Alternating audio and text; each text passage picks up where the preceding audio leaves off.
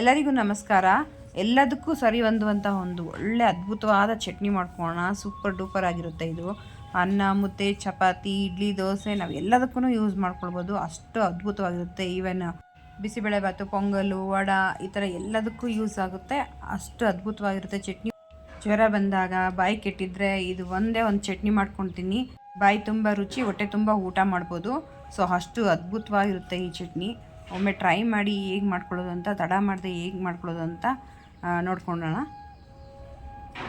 ಕಡಲೆ ಬೀಜ ಒಂದು 4 ಸ್ಪೂನು, ಕಡಲೆಪಪ್ಪು 4 ಸ್ಪೂನು, ಖಾರಕ್ಕೆ ತಕ್ಕಷ್ಟು ಮೆಣಸಿನ್ಕಾಯಿ, ಸ್ವಲ್ಪ ಹುಣಸೆಹಣ್ಣು, ಪುದೀನ ಒಂದು ಸ್ವಲ್ಪ, ಮತ್ತು ಕೊತ್ತಂಬರಿ ಒಂದು ಸ್ವಲ್ಪ, ಈರುಳ್ಳಿ 1 ಗಡ್ಡೆ, ಇಷ್ಟೆಲ್ಲ ತೊಗೊಳ್ಬೇಕಾಗುತ್ತೆ. ಇನ್ನು ಯಾರು ನನ್ನ ಪೇಜ್ನ ಫಾಲೋ ಮಾಡಿಲ್ಲ, ಸಬ್ಸ್ಕ್ರೈಬ್ ಮಾಡಿಲ್ಲ, ಪ್ಲೀಸ್ ಫಾಲೋ ಆ್ಯಂಡ್ ಸಬ್ಸ್ಕ್ರೈಬ್ ಮಾಡಿ. ಎಲ್ಲರಿಗೂ ಶೇರ್ ಮಾಡಿ. ಅದ್ಭುತವಾದ ಚಟ್ನಿ ಎಲ್ಲರೂ ಮಾಡ್ಕೊಳ್ಳಿ. ನೋಡಿ, ಇದನ್ನ ಎಣ್ಣೆ ಸ್ವಲ್ಪ ಹಾಕ್ಕೊಂಡು ಚೆನ್ನಾಗಿ ಫ್ರೈ ಮಾಡ್ಕೊಳ್ಬೇಕಾಗುತ್ತೆ.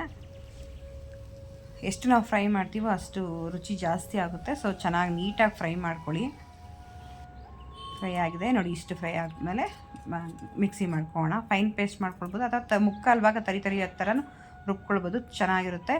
ರುಚಿಗೆ ತಕ್ಕಷ್ಟು ಉಪ್ಪು ಹಾಕ್ಕೊಂಡು ರುಬ್ಕೊಂಡಿದ್ದೀವಿ. ಈಗ ಒಂದು ಬೌಲ್ ಶಿಫ್ಟ್ ಮಾಡಿಕೊಂಡು ಒಗ್ಗರಣೆ ಕೊಟ್ಕೊಳ್ಳೋಣ. ಒಗ್ಗರಣೆ ಕೊಡೋದು ಎಲ್ಲರಿಗೂ ಗೊತ್ತೇ ಇರುತ್ತೆ. ಸ್ವಲ್ಪ ಸಾಸಿವೆ ಮತ್ತು ಮೆಣಸಿನ್ಕಾಯಿ, ಕರ್ಬೇವಿನ ಸೊಪ್ಪು ಹಾಕಿ ಒಗ್ಗರಣೆ ಕೊಟ್ಕೊಂಡ್ರೆ ಆಯಿತು. ಈಗ ಸರ್ವ್ ಮಾಡೋದಷ್ಟೇ.